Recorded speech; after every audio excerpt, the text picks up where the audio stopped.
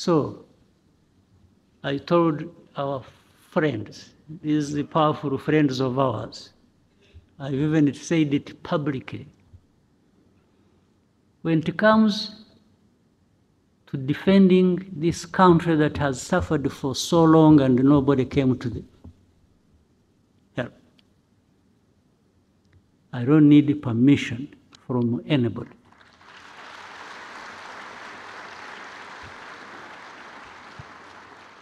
To do what we have to do to protect ourselves. I will say it in broad daylight. I have said it to those who matter in this problem.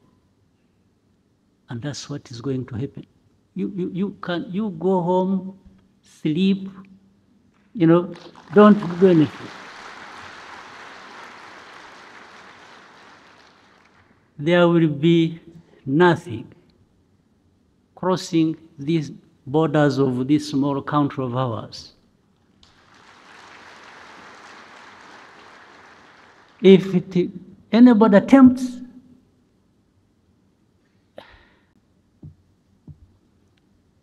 you try to do some research, do some inquiries, you do some intelligence. Rwanda did not in any way create this war that is happening in Eastern Congo. For me, I'm giving you a fact. Go and investigate and prove me wrong.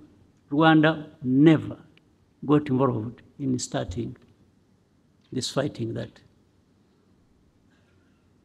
has happened in Eastern Congo. But with time, there has been an effort to actually make it our war. That we are the ones who started it. Over time, this is what has happened. Maybe somebody thought they were being smart, and they thought that was the way to end the M23 problem, which was there in 2012, because there is ethnic cleansing, pushing these Tutsis to Rwanda, to belong there because that's where they belong. And Kagame is a Tutsi, he's the president of Rwanda. Let them go and join their president. This is what is behind it. One time we had a meeting and we were having an argument with the leaders. And of course, there was a contradiction in some of these people's argument.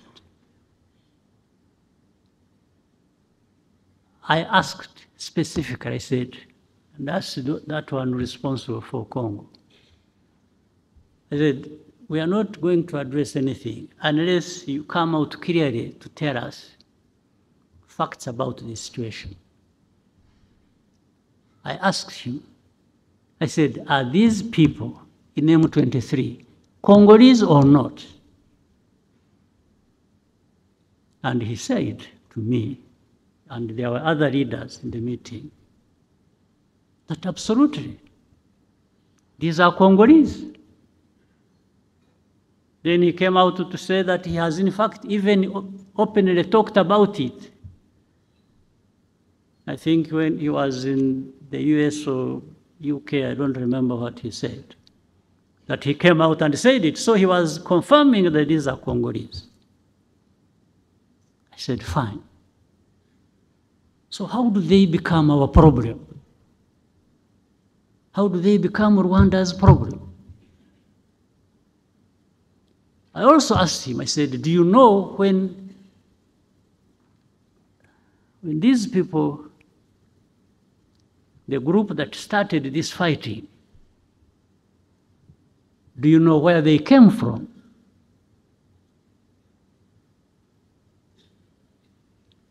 In fact, before he answered,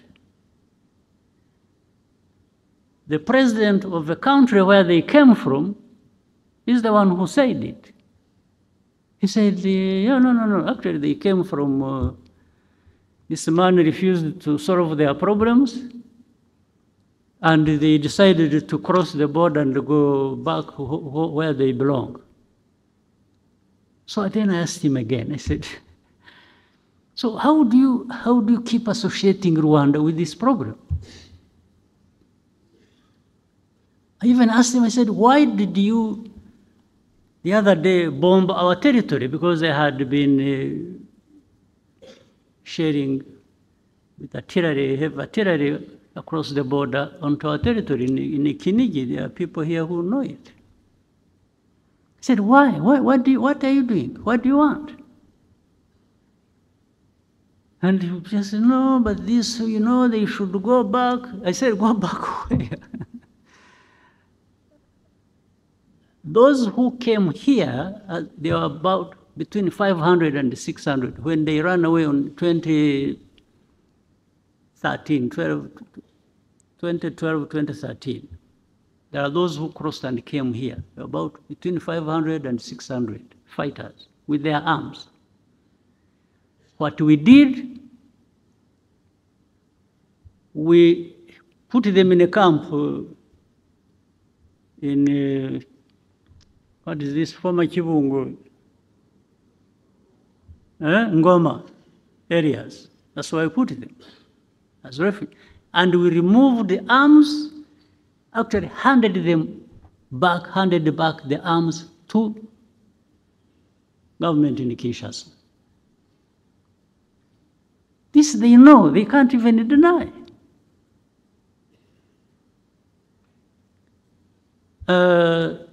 They said they had wanted to solve the problem politically. They invited some of the leaders of this group, took them to Kinshasa, that they wanted to talk to them and resolve the problem.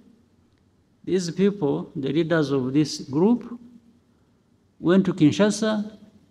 They are put in a hotel, spent 5 months without seeing anybody to talk to them until they left. Of course, they left heavy bills behind in the hotel. Nothing else.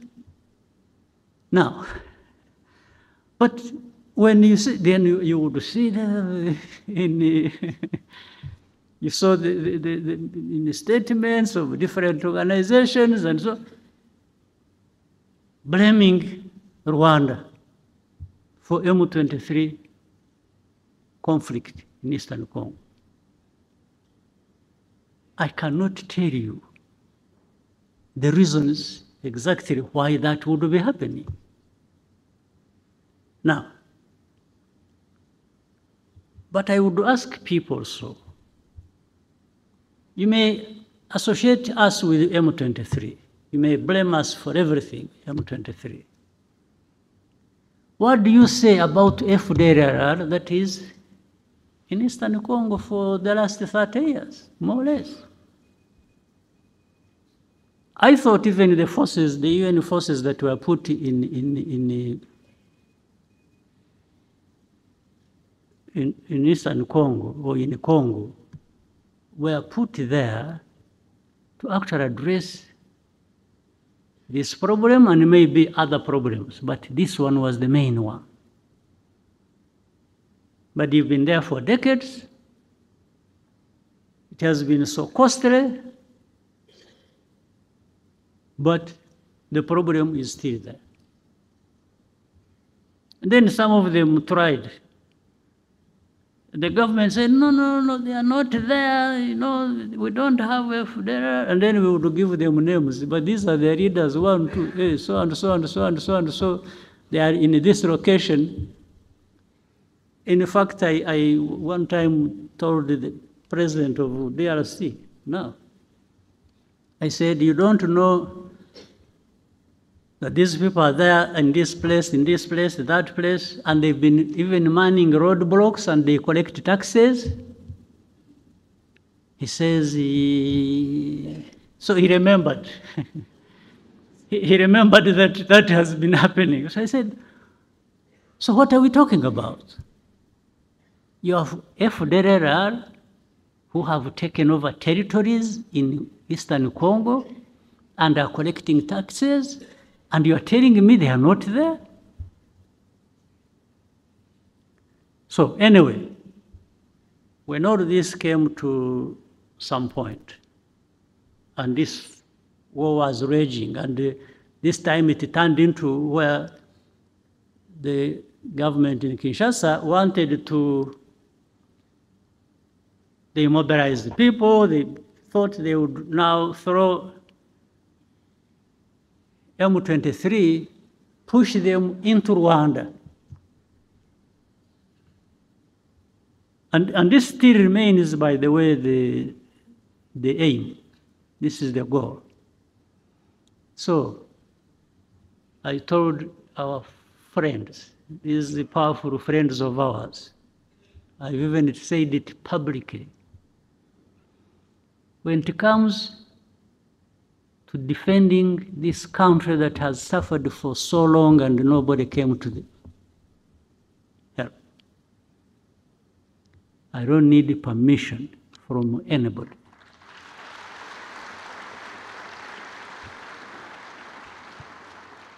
To do what we have to do to protect ourselves. I will say it in broad daylight. I have said it to those who matter in this problem. And that's what is going to happen. You go home, sleep, don't do anything. There will be nothing crossing these borders of this small country of ours